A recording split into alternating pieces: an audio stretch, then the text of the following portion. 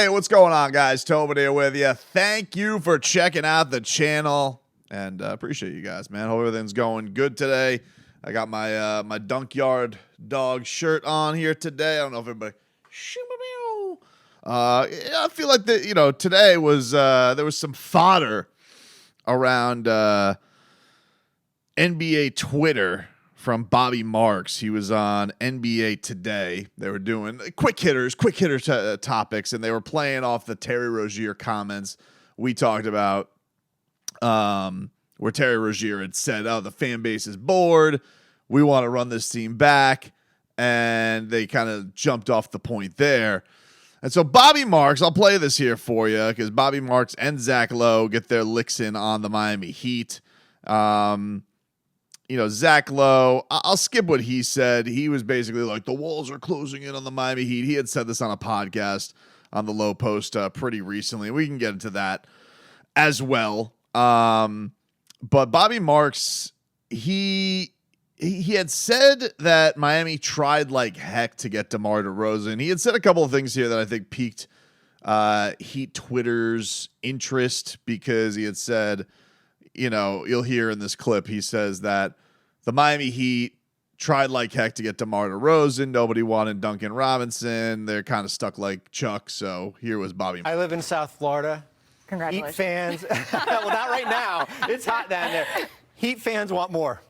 They want more. They see what Boston did last year. They see what New York has done.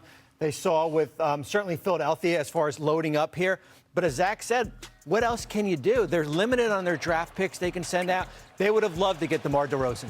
They tried as heck to get DeMar DeRozan. Nobody wanted Duncan Robinson, no offense. They had one first-round pick to trade. They wanted Tyus Jones. They couldn't make a deal here. So they're basically it's about fringe moves as far as what they can do. All right, so there you go. That was Bobby Marks on NBA Today. They really wanted DeMar DeRozan. They tried like heck to get DeMar DeRozan. This was countered by Ethan Skolnick on Twitter, where he said, "I'm told this is not accurate. The Heat simply offered him $5.2 million," which, yeah, this is one of those things where it's like they tried. Like, we know that we know that DeMar DeRozan, his agent Aaron Goodwill, who obviously, had some bridges with the Heat last year because he's Damian Lillard's agent. The Heat and him very much, in a way, you could say, botched the Damian Lillard trade to Miami because they were too publicly strong, kind of embarrassed the Blazers. And so obviously there's some good relationship there with this agent. But the idea that they tried like heck to get DeMar DeRozan, like, we all knew going in there that this was going to be a really hard mechanism for them to do it. And we also knew that DeMar DeRozan coming into this, first of all, a few things. One, weird fit. Two, a little bit older. Three, would have had to pay him a 3-year deal, $75 million. I cannot stress this, guys, I do not truly believe the Miami Heat. Maybe I'm wrong. I'm speculating here. I'm not reporting. I'm not doing what Ethan is doing, who's got sources into this. I'm speculating. I truly do not believe that the Miami Heat were moving heaven and earth to pay DeMar DeRozan $25 million a year for the next 3 years. I just don't believe it. I don't buy it, because I think that they know. I think we all realized. I think we can all see the Miami Heat are not going to make a major move on their roster that they do not know is going to guarantee to make their roster better. Now, there was a mention from Barry Jackson. I don't know if he had put it in a column, but I had seen a lot of Heat fans retweet it, where Barry had said they explored trading Duncan Robinson to a team with space to get off of his contract, to make this more palatable, to make this more flexible. But I believe Barry had added that they had ultimately decided against that. So he says, that nobody wanted Duncan Robinson. He makes it seem like the Miami Heat have been trying to dump off Duncan Robinson. This, again, just logically, I don't really buy. Duncan Robinson had a really good year last year for the Miami Heat, and his contract, while at one point looking like an albatross, right now looks pretty palatable. I mean, if you really talk about one of the best three-point shooters in the league, unless there is league concern league-wide for his back injury that we don't know about, I don't really buy that nobody would want Duncan Robinson. If you told me that Duncan Robinson was simply on the market right now and nobody wanted to pay Duncan Robinson with some of the contracts that are dealt all over us, yeah, I get it. You say Duncan Robinson's a specialist. He's a very much improved specialist. He had a tremendous year last year in diversifying what he could do. He was more palatable on the floor defensively. And I think like I talked about this all of last year. It was one of my favorite stories in a year that really, really sucked. Duncan Robinson's, not only his physical game, but his mentality, his mental game feels to me like it took a big time jump last year. And to make it seem like nobody wants Duncan Robinson, I don't know if I buy the way that's characterized on national television by Bobby Marks, who, look, this is one of the things that I would like to say and kind of give, because I think Bobby does a great job. One of the real public guys on the cap there. Super nice guy. Easy guy to deal with as far as like, hey, would you give some time to talk about this on the, has always been very responsive. And so I genuinely like Bobby Marks' work. But I think the thing that we got to be careful about in this space is sometimes the yickety yak is talked about. Everything is talked about like it's gospel or a report. And I feel like Bobby Marks here is just making a point of the Heat are kind of in a purgatory place right now. They're in a bit of a holding pattern, if you will. Took some tea leaves of things that are in the ether and kind of cranked them up a little bit on a take. And I don't think that you should just necessarily take it as gospel. That is my look at what he's saying with all this. Like the idea, they wanted Tyus Jones. It's like, well, okay, but like with what? Like they don't have any money for Tyus Jones. So like, did they offer Tyus Jones $5.2 million? And he's like, yeah, no thanks. So I don't know. I'm taking this with the idea of, I think he is taking an educated kind of look at the situation and it isn't necessarily reporting stuff, because I don't think that they really moved heaven and earth to get DeMar DeRozan. Because I think if they did, I feel like the DeMar DeRozan thing would have taken a lot. Like, I don't think DeMar DeRozan is a king like that. If they tried like heck to get DeMar DeRozan, I think they said, hey, DeMar DeRozan, Aaron Goodwin calls up the Pat. Hey, DeMar, would you be interested? Yeah. Well, yeah, but what would you pay him? Oh, you can only offer him $5 million. Very cool. We're going to Sacramento. Like, he's like, well, if we do that, we got to do this and this, and and then the Heat got to talk. Does that really make us better having DeMar? Now, I told you, my theory as to why there may have been some interest in it, but it may have been like, hey, can we appease Jimmy Butler by making this happen? He's coming in on a contract year, but he has a different look. He gets to play with his friend.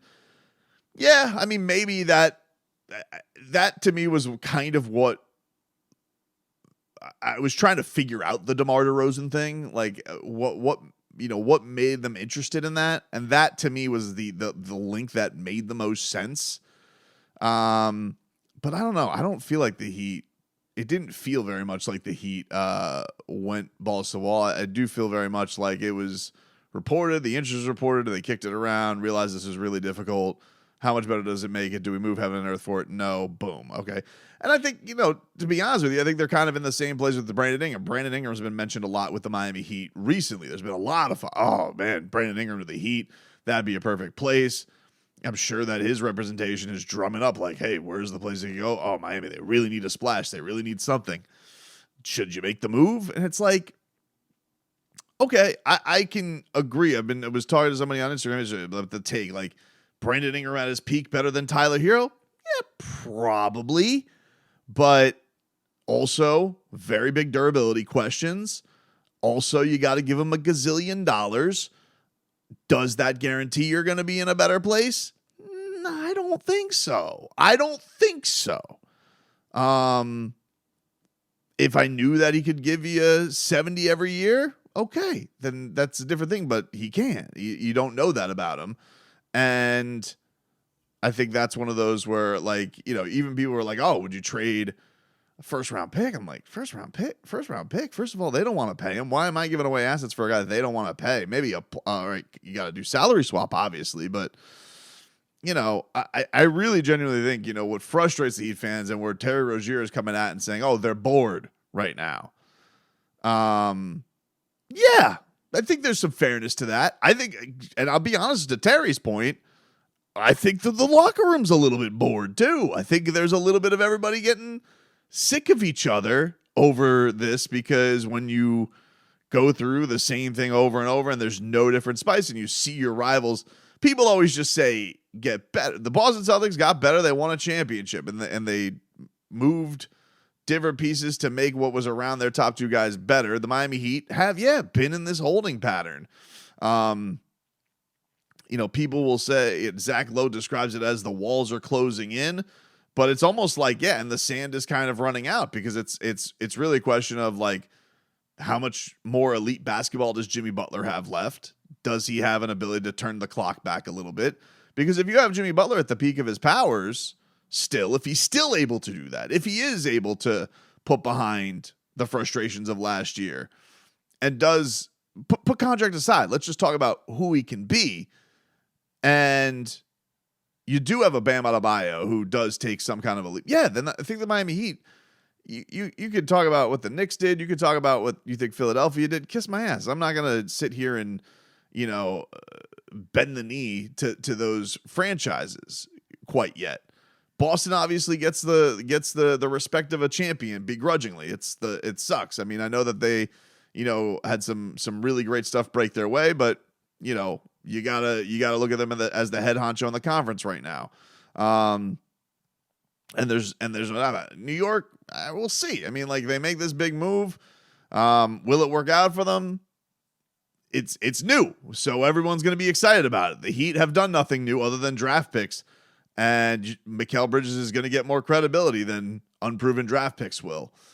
But I don't buy that the walls are closing in right now. I just think that in a lot of ways, I think the Heat are kind of looking around their walls and they need to do like some feng shui. Like, they need to like maybe just new coat of paint on the walls. That's what I think when, we're looking at Terry's like, you guys are just bored. It's like, well, yeah. And you're bored. And when it's kind of it's running to this spot where you feel like you're stuck on a hamster wheel.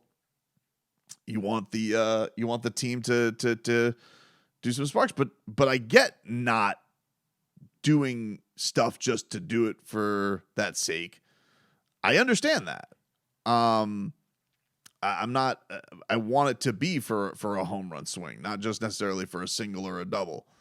So interesting fodder though today from the worldwide leader.